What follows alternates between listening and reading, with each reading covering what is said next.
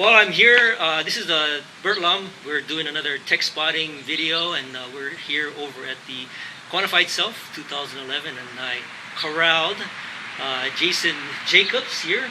He's the CEO, president of RunKeeper. And I got him here to talk a little bit about what's happening with RunKeeper, and of course it's something that I use all the time, and I think you have some pretty interesting plans for it. We do, and it's always great to be walking around at a conference and to find another RunKeeper user. Yeah, well, you're all the way on the East Coast. I'm in Hawaii, and I find that every morning when I get a chance to run, I use RunKeeper, and it posts my run on the web, on Twitter, and it's actually had an influence on others who are following my feed, and those people will respond by saying, "Wow, you've gone out on a run. I think I ought to go out on a run too." So I think it has this sort of multiplicative effect. Well, what's interesting, anecdotally, one of the other guys on the internal RunKeeper team told me that when I ran the Boston Marathon 2 years ago, and he saw it posted on my Facebook feed, it inspired him to go out and sign up for his first half marathon that night.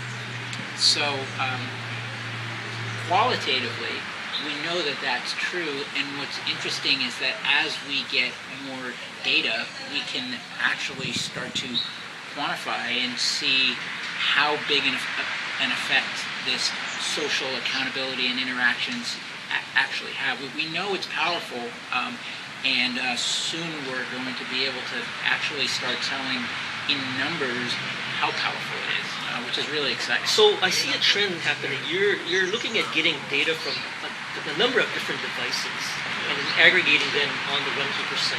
What's your plan for doing that? Well, so I mean, one of the interesting things about the 3 years that we've been building out the RunKeeper system is that we started with just an iPhone application, and then we found that people that were using our iPhone application ran with people that were using other devices, whether it be Android or Windows Phone 7 or their Garmin watch, and so we started taking our application onto other platforms and integrating with some standalone devices, and then we found that the people that were tracking their runs or bike rides or walks or hikes, they also care about their weight or how they sleep at night, or how many steps they take as they go about their day, or their heart rate.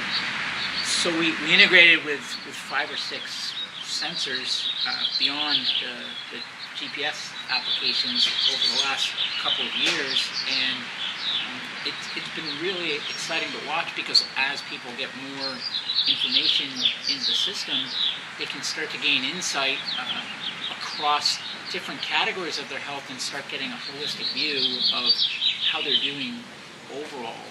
So as we grow, we like the idea of enabling other kinds of sensors, whether they be mobile applications, standalone devices, or web services that people are using, if they do want to give that information context and be part of their RunKeeper profile as well, then that's exciting to us.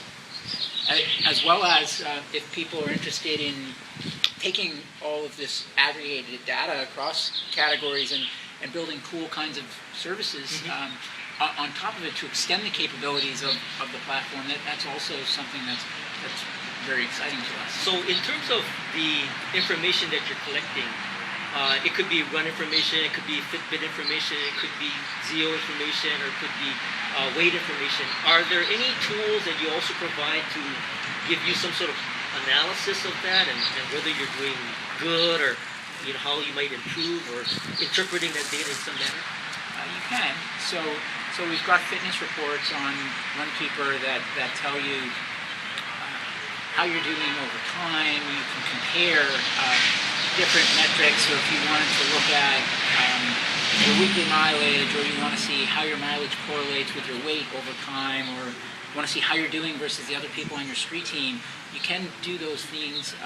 And you can also do them across categories as additional sensors, like the Weething scale for your weight, or Zio for your sleep, or Fitbit for how many steps you take. So you can do this across all these different categories. And we're also going to be making a ton of improvements to the way you can analyze and make sense of the data over time, so that the more inputs that come into the system, you'll be able to gain insight across all of this data, but also gain more and more powerful insight as well as our system evolves. Now, something that's kind of interesting to me that you started recently is a little like a RunKeeper in your city, like an activity associated with maybe a group run. You see that extending into other cities? Possibly. So we did a group run in Boston, which is where the company is based, a couple of weeks ago. And it was our first run, and it was amazing. There were maybe 80 or 100 people that showed up. Some of them were from the Boston technology startup community.